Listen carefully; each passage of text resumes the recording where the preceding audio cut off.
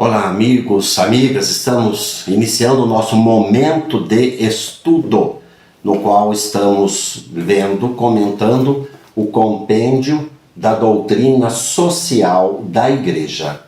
Se você não viu ainda, procure o vídeo introdutório a esse nosso momento de estudo.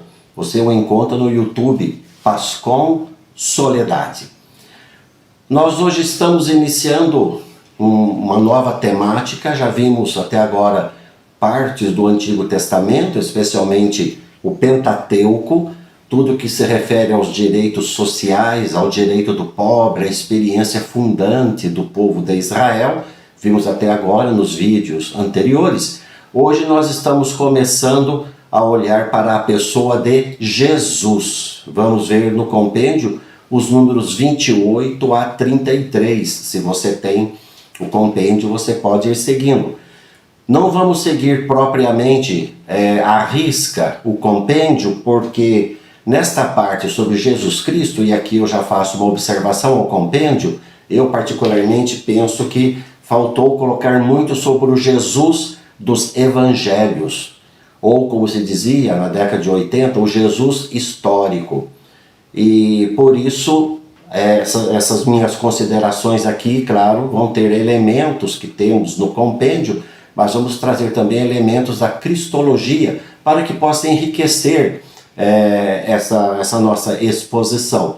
Até mesmo porque, como eu dizia, é algo que eu creio que talvez seja uma deficiência, ao menos nessa parte sobre Jesus Cristo. Poderiam ter sido um pouco mais históricos, aterrizado um pouco mais, ter falado um pouco mais daquele Jesus dos Evangelhos, aquele Jesus que viveu com os pobres, com os doentes, aquele Jesus que pregou o reino de Deus, enfim, poderiam ter dado um pouco mais esse foco, esse destaque dessa parte dos números 28 a 33 e que não foi.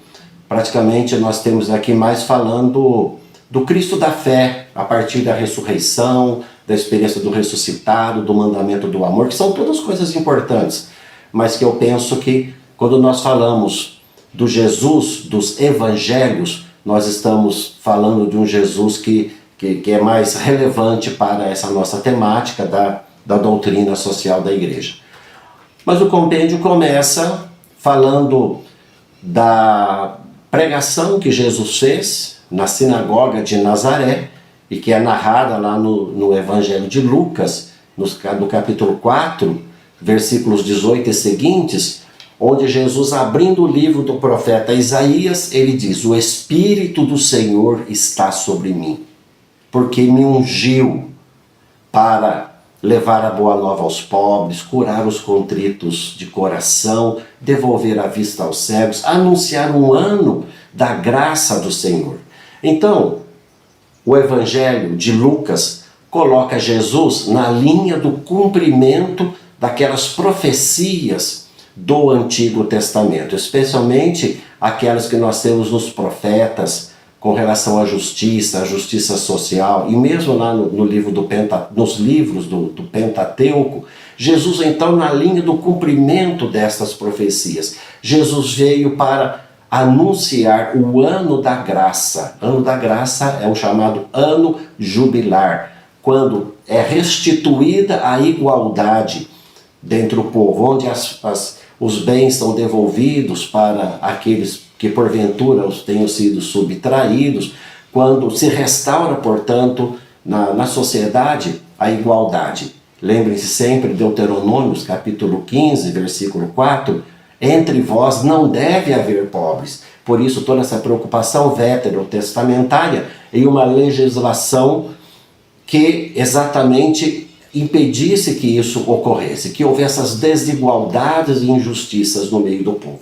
Portanto, esse discurso inicial de Jesus na sinagoga de Cafarnaum o coloca na linha do cumprimento dessa vontade de Deus. Em Jesus vai se cumprir, portanto, esse projeto amoroso de Deus.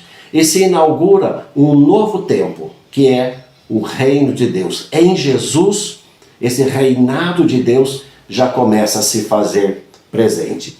O número 29, aqui do compêndio, nele Jesus anuncia a misericórdia de Deus. Essa misericórdia tão importante, que vai muito além das exigências da justiça legal. A misericórdia vai além da justiça. Uma misericórdia que é para todos, mas especialmente para aqueles grupos, para aquelas classes que eram mais vulneráveis no tempo de Jesus. São a essas pessoas que Jesus dirige o seu amor. É ao lado dessas pessoas que Jesus se posiciona. Jesus escolhe um lado para estar. E o lado que Jesus escolhe é exatamente o lado desses que eram os excluídos na sua época. Excluídos, pasmem vocês, por motivos cultuais. Excluídos por motivos religiosos. É ao lado destes que Jesus se posiciona. É em meio a estes que Jesus circula. Basta lermos os evangelhos que vamos ver Jesus constantemente em meio aos doentes, em meio aos pobres, em meio às prostitutas, em meio aos publicanos.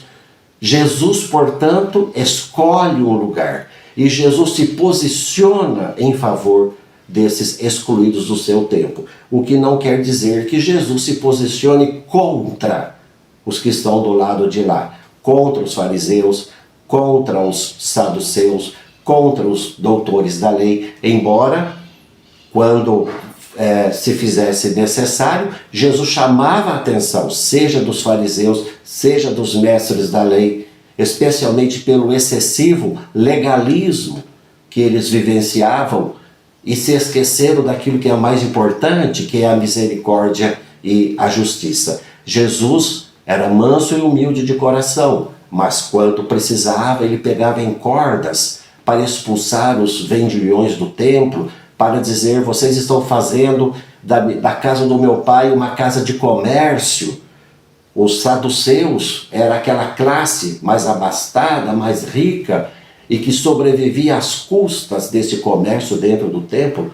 Então Jesus, quando foi necessário, ele se indignou, o que não significa que teve raiva, que teve ódio, mas Jesus se indignou diante das injustiças e das exclusões que aconteciam. Igualmente, Jesus se levantou contra alguns tabus, né, que eram presentes no seu tempo, por exemplo, com relação aos doentes, com relação aos enfermos, e outro do contato com as mulheres. Jesus foi se levantando contra esses, ou mesmo do contato até com as crianças, que um mestre, um homem jamais teria contato com as crianças. Jesus foi se levantando exatamente contra esses tabus.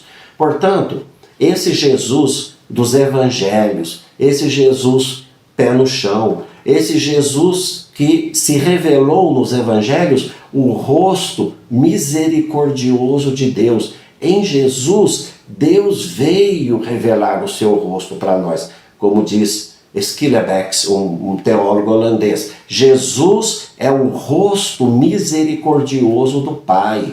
Olhando para Jesus, nós vemos o rosto de Deus, nós vemos o rosto do Pai. E, portanto, todo esse amor que Jesus tinha para com aquelas classes, para com aqueles grupos que eram mais vulneráveis na sua época. Diversas classes de pessoas. No nosso próximo encontro, que será a partir da próxima quarta-feira, nós vamos então olhar exatamente essa presença de Jesus em meio a essas classes mais vulneráveis no meio do seu povo. E como que Jesus vem então trazer essa mensagem do reino de Deus, uma mensagem de esperança para todas essas pessoas.